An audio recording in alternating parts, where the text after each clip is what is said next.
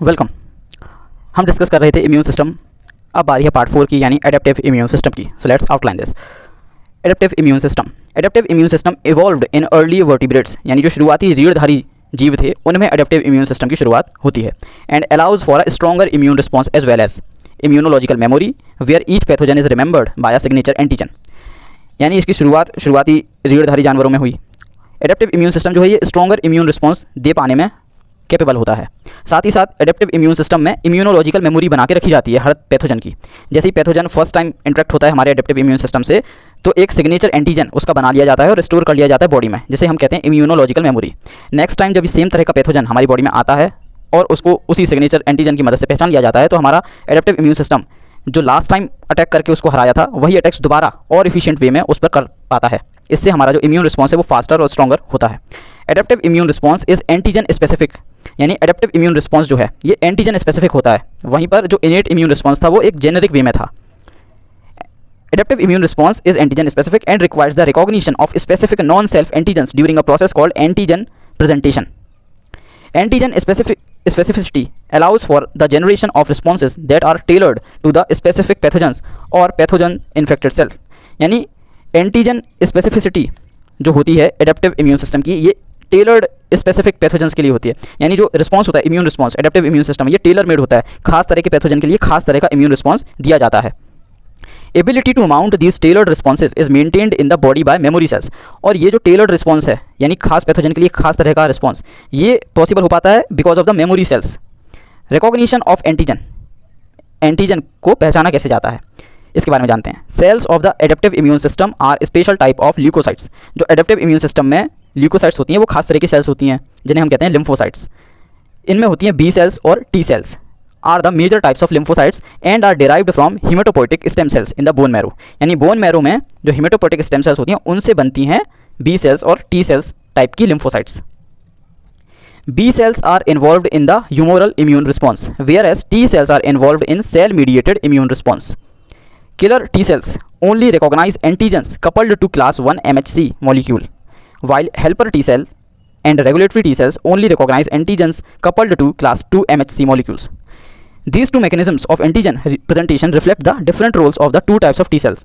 A third minor subtype are the gamma delta T cells. एक तीसरे तरह की T cells भी होती हैं जिन्हें कहते हैं gamma delta T cells that recognize intact antigens that are not bound to MHC receptors। ये ऐसे एंटीजन्स को पहचान पाती हैं जो कि MHC receptor से अटैच नहीं होता है। Double positive T cells are exposed to a wide variety of self antigens in the thymus, in which iodine is necessary for its thymus development and activity। Double positive T cells जो होती हैं ये हमारे thymus में maturation को पहुंचती हैं और ये मैच्योर हो सकें इसलिए ज़रूरत होती है आयोडीन की। अगर आयोडीन प्रॉपर नहीं होगा तो ये जो टी सेल्स हैं ये मैच्योरिटी पर सही तरीके से नहीं पहुंच पाएंगे। In contrast the B cell antigen specific receptor is an antibody molecule on the B cell surface and recognises native unprocessed antigen without any need for antigen processing. Such antigens may be large molecules found on the surface of pathogens but can also be small haptens such as penicillin attached to carrier molecule। यानी कि B cell antigen specific receptor जो होते हैं ये antibody molecule हैं जो कि B cell के सरफेस पर मौजूद होते हैं और ये आइडेंटिफाई करते हैं, रिकॉग्नाइज करते हैं अनप्रोसेस्ड एंटीजन, यानी ऐसा एंटीजन जो कि अभी तक पूरी तरह से प्रोसेस्ड नहीं हो पाया है, without any need for antigen processing. यानी B cell antigen specific receptors ऐसे मॉलिक्यूल्स होते हैं बी सेल के सरफेस पर जो कि पूरी तरीके से जो एंटीजन प्रोसेस्ड नहीं हो पाया उसे भी पहचान जाते हैं, रिकॉग्नाइज कर लेते हैं। Each lineage of B cell expresses a different antibody, so the complete set of B cell antigen receptor represent all the antibodies that the body can manufacture. When B cell or T cell encounter their related antigens, they multiply and many clones of the cells are produced that target the same antigen। जैसे ही B cell या T cell का encounter होता है, interaction होता है किसी antigen के साथ जो कि उनके साथ रिलेटेड है, यानी कि वो उनसे अटैक कर सकती हैं या उसको आइडेंटिफाई कर सकती हैं। जैसे ही किसी ऐसे एंटीजन से इनका इंटरेक्शन होता है तो बी सेल और टी सेल अपनी जो संख्या है ये बढ़ाती हैं, अपने क्लोन्स बनाती हैं, अपने नंबर्स को बढ़ाती हैं वहाँ पर। This is called clonal selection और इस प्रोसेस को कहते हैं clonal selection. Antigen presentation to T lymphocytes, जो ये प्रोसेस होती है एंटीजन प्रेजेंटेशन जो कि टी लिम्फोसाइट्स को एंटीजन प्रेजेंट करने की प्रोसेस है, ये क्या होती है? Both B cells and T cells carry receptor molecules that recognise specific targets. B cells और टी सेल्स दोनों में ही स्पेसिफिक रिसेप्टर होते हैं जो कि स्पेसिफिक टाइप के टारगेट्स को आइडेंटिफाई करते हैं। T cells recognise a non self target. T cells जो हैं ये नॉन सेल्फ यानी अपनी बॉडी को छोड़कर बाकी जो बाहर से कोई अलग सा सेल आया होगा, पैथोजन आया होगा, उसको आइडेंटिफाई जो करता है वो होता है non self target. So T cell recognise a non self target such as a pathogen only after antigens have been processed and presented in combination with a self receptor called major histocompatibility complex MHC molecule। यानी जब self receptor MHC molecule से bound होगा और पूरी तरीके से processed होगा तो टी सेल्स को पता चल जाता है कि जिन सेल्स के साथ MHC मॉलिक्यूल बाउंड है वो अपनी ही बॉडी की हैं, और जिन सेल्स के साथ MHC मॉलिक्यूल बाउंड नहीं है वो कोई पैथोजन है या कोई अलग सी सेल है, अपनी बॉडी की सेल नहीं है, और ऐसी सेल्स पर टी सेल्स जो है वो अटैक कर देते हैं। Cell mediated immunity. There are two major sub types of T cells. T cells के भी दो सब टाइप्स हैं, एक है किलर टी सेल और दूसरी है helper T cell. In addition there are regulatory T cells which have a role in modulating immune response. Modulating immune response यानी हमारा जो प्रतिरोधी तंत्र का जो रिस्पॉन्स है उसको या तो बढ़ा सकती हैं, हाइपर एक्टिव कर सकती हैं, या फिर उसको घटा सकती हैं regulatory T cells. Mainly T cells के दो टाइप होते हैं, किलर टी सेल और helper T cell. Killer T cells के बारे में जानते हैं। Killer T cells are a subgroup of T cells that kill cells that are infected with viruses. ऐसी सेल्स हमारे बॉडी की जो कि वायरसेस ने इन्फेक्ट कर दी हैं, ऐसी सेल्स को मारने का जो काम है वो किलर टी सेल्स करते हैं। और अदरवाइज डैमेज्ड और डिसफंक्शनल, ऐसी सेल्स जो डैमेज हो चुकी हैं या डिसफंक्शनल हो चुकी हैं, ऐसी सेल्स को मारने का काम किलर टी सेल हमारी बॉडी में करती हैं। As with B cells each type of T cell recognises a different antigen. जिस तरह से बी सेल जैसे कि हर एक बी सेल एक अलग तरह के एंटीजन को आइडेंटिफाई कर सकता है, सेम तरह से टी सेल भी अलग अलग तरह के एंटीजन को आइडेंटिफाई कर सकता है। Killer T cells are activated when their T cell receptor binds to this specific antigen in a complex with the MHC class 1 receptor of another cell. जैसे ही टी सेल के रिसेप्टर पर एक खास तरह का एंटीजन अटैच होता है in a complex with the MHC class 1 receptor of another cell, तो वो एक्टिवेट हो जाती हैं। Recognition of this MHC antigen complex is aided by a co-receptor on the T cell, जिसे बोला जाता है CD8। T cell then travels throughout the body in search of cells where the MHC1 receptor bear this antigen. उसके बाद हमारे पूरे शरीर में ये जो टी सेल्स हैं ये घूमती हैं, ये ढूंढती हैं ऐसी सेल्स को जिनमें MHC1 रिसेप्टर अटैच हो उसी तरह के एंटीजन से जिसका इंटरेक्शन टी सेल के साथ हुआ था। Entry of another toxin called granulysin, एक तरह का protease, induces the target cell to undergo apoptosis. यानी कि ग्रेनुलाइसिन एक तरह का प्रोटीएज है जो कि सेल्स में अपोप्टोसिस यानी सेल्फ किलिंग की प्रोसेस को चालू कर सकता है। T cell killing of host cells is particularly important in preventing the replication of viruses. T cell जो किल करती है सेल्स को, इसका मेन फायदा रेप्लिकेशन ऑफ वायरसेस को रोकने में होता है। T cell activation is tightly controlled and generally requires a very strong MHC antigen activation signal और additional activation signal provided by helper T cell. यानी टी सेल के एक्टिवेशन के लिए एक बहुत ही टाइटली कंट्रोल्ड मैकेनिज्म होता है जिसमें एक बहुत ही स्ट्रॉन्ग MHC या एंटीजन एक्टिवेशन सिग्नल चाहिए होता है और एडिशनल एक्टिवेशन सिग्नल चाहिए होते हैं जो कि हेल्पर टी सेल भेजती हैं। Helper T cells regulate both the innate and adaptive immune responses and help determine which immune responses the body makes to a particular pathogen. हेल्पर टी सेल्स दोनों तरह के इम्यून रिस्पॉन्सेज को control करती हैं, इनेट और एडेप्टिव। साथ ही साथ ये इस चीज़ को भी कंट्रोल करते हैं कि किस टाइप का इम्यून रिस्पॉन्स देना है किसी पर्टिकुलर पैथोजन को, इनेट वाला रिस्पॉन्स देना है या एडेप्टिव वाला रिस्पॉन्स देना है। These cells have no cytotoxic activity. Helper T cell में कोई भी साइटोटॉक्सिक यानी किलिंग प्रॉपर्टी नहीं होती हैं एंड ये किल नहीं करती हैं किसी भी इन्फेक्टेड सेल को या किसी पैथोजन को डायरेक्टली क्लियर करने का काम हेल्पर टी सेल नहीं करती हैं। They instead control the immune response by directing other cells to perform this task. Helper T cells killing की प्रोसेस नहीं करती हैं पर जो बाकी की सेल्स हैं उनके साथ कम्युनिकेट करके उनको इन्फेक्शन वाली साइट तक लाने का काम, उनको एक्टिवेट करने का काम, ये सब काम हेल्पर टी सेल्स करती हैं, पर ये किलिंग का काम डायरेक्टली नहीं करती हैं। Helper T cells express T cell receptors that recognise antigen bound class 2 MHC molecules. The MHC antigen complex is also recognized by the helper cells CD4 co-receptor, which recruits molecules inside the T cell that are responsible for the T cells activation. Helper T cells have a weaker association with the MHC antigen complex than observed for killer T cells. यानी helper T cell का जो interaction है MHC antigen complex के साथ ये weaker होता है compare to MHC antigen का जो एसोसिएशन होता है किलर टी सेल्स के साथ। Meaning many receptors on the helper T cell must be bound by an MHC antigen to activate the helper cell. यानी कि MHC एंटीजन का जो कॉम्प्लेक्स है इसको ज़्यादा स्ट्रॉन्ग बाइंडिंग करनी होगी हेल्पर सेल के साथ ताकि हेल्पर सेल को ये एक्टिवेट कर पाए। While killer T cells can be activated by engagement of a single MHC antigen molecule, जबकि एक सिंगल मॉलिक्यूल भी अगर MHC एंटीजन मॉलिक्यूल का हेल्प किलर टी सेल से रिएक्ट करता है तो किलर टी सेल एक्टिवेट हो जाती है।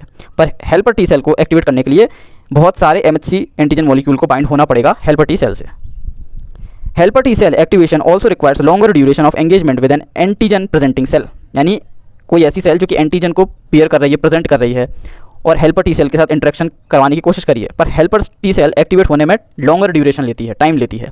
The activation of a resting helper T cell causes it to release cytokines, और जैसे ही हेल्पर टी सेल एक्टिवेट होती है ये साइटोकाइंस छोड़ती है that influence the activity of many cell types, और ये साइटोकाइंस बाकी तरह की सेल्स की जो एक्टिविटीज़ हैं उनको कंट्रोल करते हैं, अफेक्ट करते हैं। Cytokine signals produced by helper T cells enhance the microbicidal function of macrophages and the activity of killer T cell. Cytokines जो छोड़े गए हैं हेल्पर टी सेल के द्वारा ये अफेक्ट करते हैं माइक्रोबाइसाइडल यानी माइक्रोब्स को मारने की जो प्रॉपर्टी है मैक्रोफेजेस की उसको, और जो किलिंग प्रॉपर्टी है किलर टी सेल्स की उसको। In addition helper T cell activation causes an up regulation of molecules expressed on the T cells surface such as CD40 ligand which provide extra stimulatory signals typically required to activate antibody producing B cells। इसके बाद है gamma delta T sales. Gamma delta T sales possess an alternative T cell receptor as opposed to CD4+ or CD8+ alpha beta T cells and share the characteristic of helper T cell and cytotoxic T cell and NK cell, यानी इनमें mix up जो properties हैं वो पाई जाती हैं helper T cell की, cytotoxic T cell की और NK सेल की। Conditions that produces responses from gamma delta T cells are not fully understood, यानी ऐसी कंडीशंस जो कि गामा डेल्टा टी सेल का रिस्पॉन्स जनरेट करवाती हैं उनके बारे में पूरी तरह से हम समझ नहीं पाए हैं अब तक। Like other unconventional T cell subsets bearing invariant TCRs such as CD1D restricted natural killer cell T cell, gamma delta T cell straddle the border between innate and adaptive immunity. Gamma delta T cell का जो behaviour है ये ऐसा दिखाई देता है जैसे कि ये बॉर्डर पे काम कर रही हों between the innate and adaptive immunity. On one hand gamma delta T cells are a component of adaptive immunity as they rearrange TCR genes to produce receptor diversity and can also develop a memory phenotype. On the other hand, various subsets are also part of the innate immune system as restricted TCR or NK receptors may be used as pattern recognition receptor. Humoral immune response. B cells identifies pathogens when antibodies on its surface bind to a specific foreign antigen. B cells की surface में मौजूद जो antibody है वो जब किसी foreign antigen के साथ बाइंड होती है तो बी सेल जो है ये आइडेंटिफाई कर लेती है किसी पैथोजन की मौजूदगी को। This antigen antibody complex is taken up by the B cell and processed by proteolysis into peptides, और फिर बी सेल करवाती है प्रोटियोलिसिस पेप्टाइड्स में। B cell then displays these antigenic peptides on its surface MHC class 2 molecule. इसके बाद ये जो antigenic peptides बने हैं इनको बी सेल डिस्प्ले करती है अपने सरफेस पर MHC क्लास 2 मॉलिक्यूल्स के साथ। This combination of MHC and antigen attracts a matching helper T cell, और ये जो कॉम्बिनेशन है MHC कॉम्प्लेक्स का और एंटीजन का ये अट्रैक्ट करता है हेल्पर टी सेल को अपनी तरफ, विच रिलीजेस लिम्फोकाइंस, और हेल्पर टी सेल आकर वहाँ पर लिम्फोकाइंस को रिलीज करती हैं एंड एक्टिवेट कर देती हैं बी सेल को। As the activated B cell then begins to divide, जैसे बी सेल एक्टिवेट होती है वो डिवाइड करना चालू कर देती है। इट्स ऑफ स्प्रिंग, यानी कि बी सेल जब डिवाइड होती है तो उससे क्या बनते हैं प्लाज्मा सेल्स, जिनको कहते हैं ऑफ स्प्रिंग। तो जो एक्टिवेटेड बी सेल के ऑफ स्प्रिंग है यानी प्लाज्मा सेल्स ये सीक्रेट होते हैं millions of copies of the antibody that recognises this antigen. तो बी सेल्स के जो ऑफ स्प्रिंग बने मिलियंस ऑफ प्लाज्मा सेल्स ये बना देते हैं millions of copies of the antibody जो कि रिकॉग्नाइज करेंगी उस खास तरह के एंटीजन को जो इस वाले पैथोजन ने बनाए हैं।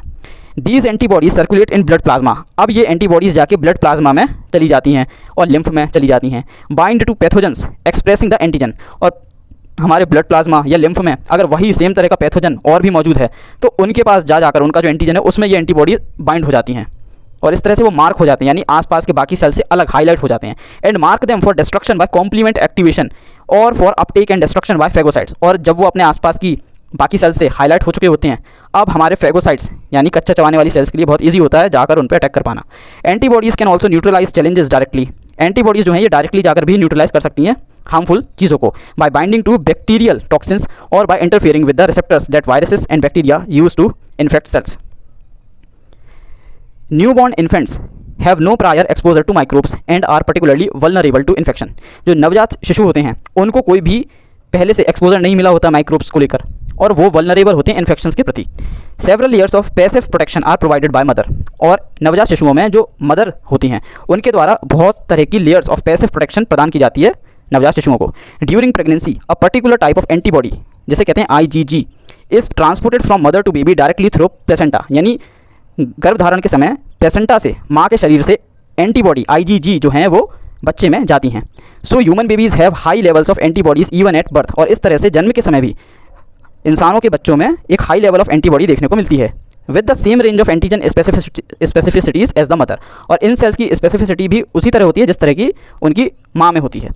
ब्रेस्ट मिल्क और colostrum also contains antibodies that are transferred to the gut of the infant and protect against bacterial infections until the newborn can synthesise its own antibodies. और जो माँ से जो दूध जाता है बच्चे में, जिसमें कोलोस्ट्रम मौजूद होता है, ये बच्चे के गट में एंटीबॉडीज़ को पहुंचाने का काम करता है, जिससे कि उसके गट में जो इन्फेक्शंस हैं, बैक्टीरियल इन्फेक्शंस हैं, वो नहीं हो पाते। और ये वाली एंटीबॉडीज़ तब तक काम करती हैं बच्चे के शरीर में जब तक बच्चा खुद की एंटीबॉडीज़ बनाना चालू नहीं कर देता है। This is passive immunity. इस तरह की इम्यूनिटी को हम पैसिव इम्यूनिटी कहते हैं। Because the foetus does not actually make any memory cells और एंटीबॉडीज़, क्योंकि बच्चे ने या बच्चे के शरीर ने खुद से कोई एंटीबॉडी या कोई मेमोरी सेल्स नहीं बनाई हैं। बच्चे के शरीर ने अपनी माँ से बनी बनाई एंटीबॉडीज़ ले ली हैं, इसलिए इस तरह की इम्यूनिटी को हम कहते हैं passive immunity. It only borrows them, यानी उसने माँ से ले ली हैं। This passive immunity is usually short term. इस तरह की जो पैसिव इम्यूनिटी होती है ये शॉर्ट टर्म के लिए होती है, यानी कम समय के लिए ही ये काम कर पाती है। Lasting from a few days up to several month, यानी कि कुछ दिनों से लेकर कुछ महीनों तक ये काम कर पाती है। In medicine protective passive immunity can also be transferred artificially from one individual to another. Medical science में भी हम इस तरह की passive immunity from one individual to another individual दे सकते हैं। तो यहाँ हमने डिस्कस किया एडेप्टिव इम्यून सिस्टम को। इसके आगे का जो हिस्सा है वो हम पार्ट 5 में डिस्कस करेंगे। वीडियो देखने के लिए थैंक यू।